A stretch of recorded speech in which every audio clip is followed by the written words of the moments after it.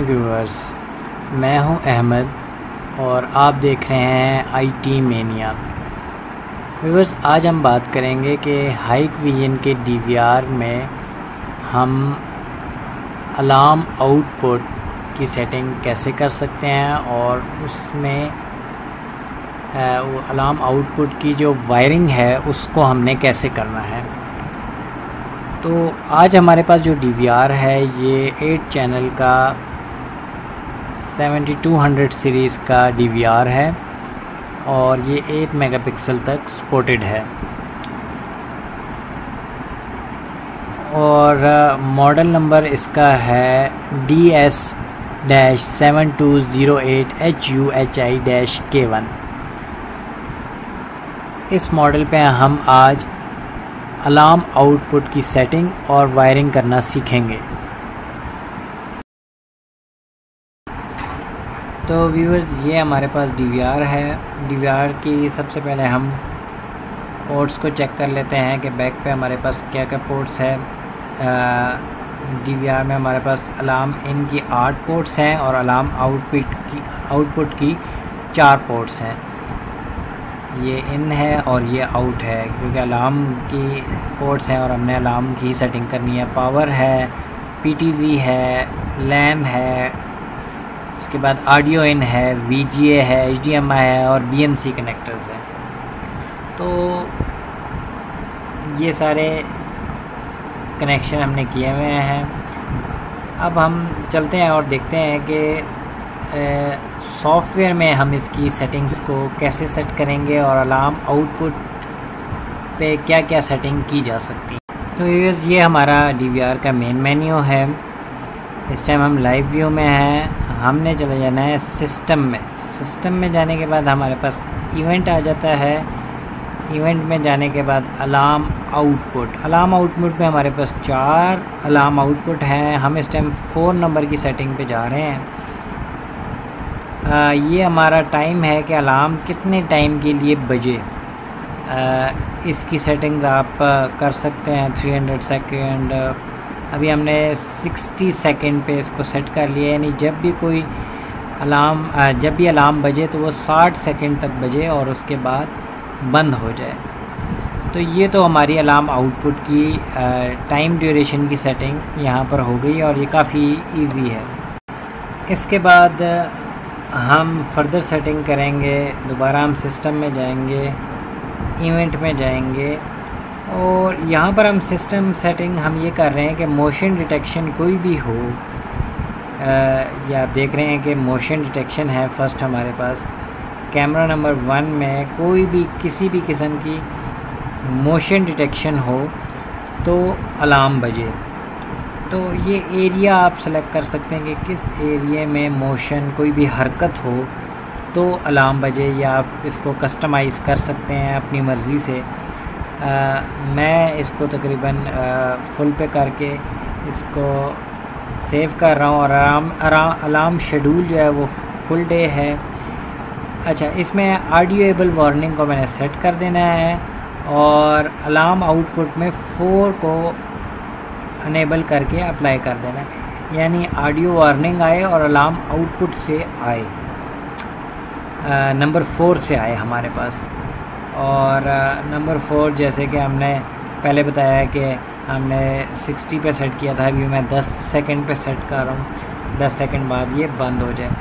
तो अब मैं बाहर जाके लाइट ऑन करता हूँ तो उससे कुछ मोशन डिटेक्शन होगी, कुछ इमेज पे फ़र्क पड़ेगा और ये इमेज पे फ़र्क पड़ते ही अलार्म बजने लग पड़ा है।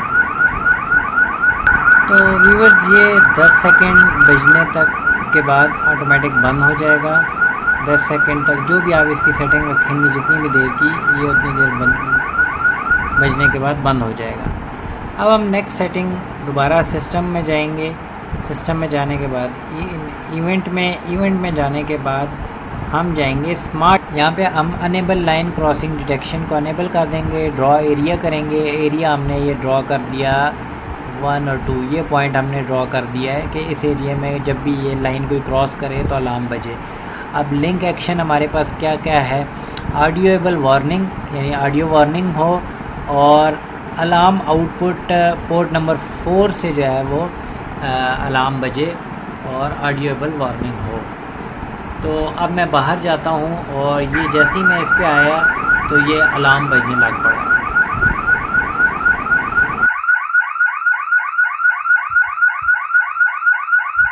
इस तरह से आप डिफरेंट सेटिंग्स में इस अलार्म को लिंक कर सकते हैं, यानी कि जैसे ही आपका BNC या कोई भी कैमरा डिस्कनेक्ट हो तो तब ये अलार्म बजे, या आपका अलार्म इनपुट में कोई इनपुट ट्रिगर हो तो आउटपुट में ये अलार्म बजे।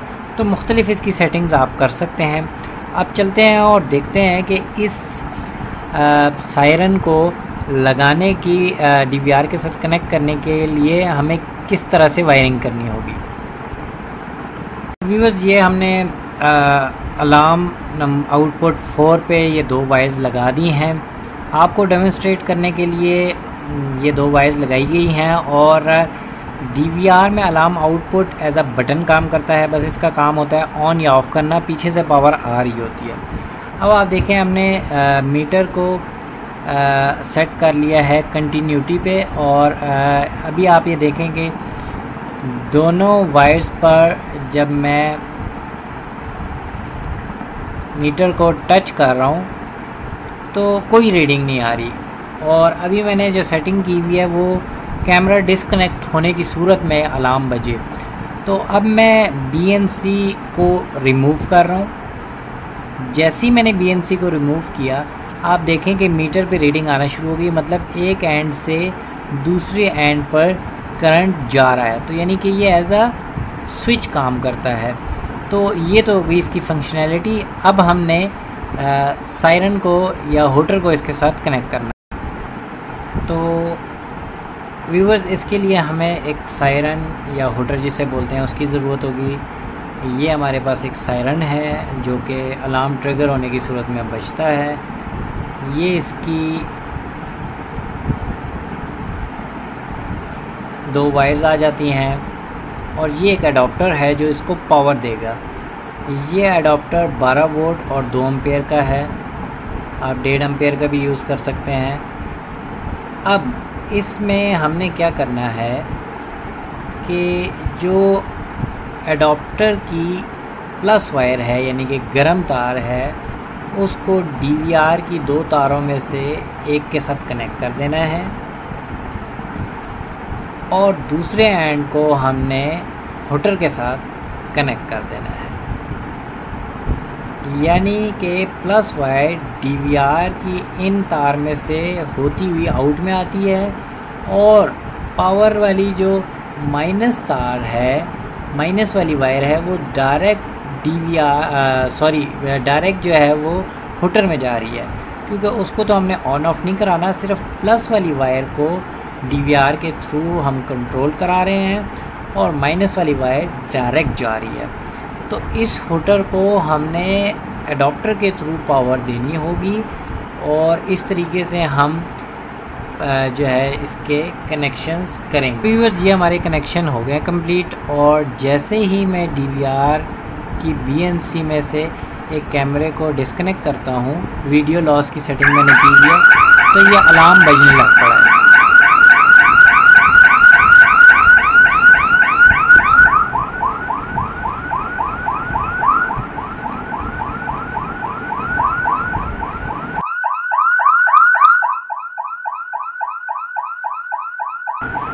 तो व्यूअर्स, इस तरीके से आप अपने अलार्म आउटपुट की सेटिंग कर सकते हैं। अगर आपके DVR में अलार्म आउटपुट की पोर्ट मौजूद है तो इस तरीके से आप कैमरा डिस्कनेक्ट होने की, मोशन डिटेक्शन की सूरत में या फिर लाइन क्रॉसिंग की सूरत में अलार्म बजने की सेटिंग कर सकते हैं। तो व्यूअर्स, आज की अगर आपको हमारी वीडियो अच्छी लगी हो तो हमारी वीडियो को लाइक और सब्सक्राइब करना मत भूलिएगा। Thank you for watching. अल्लाह हाफिज़।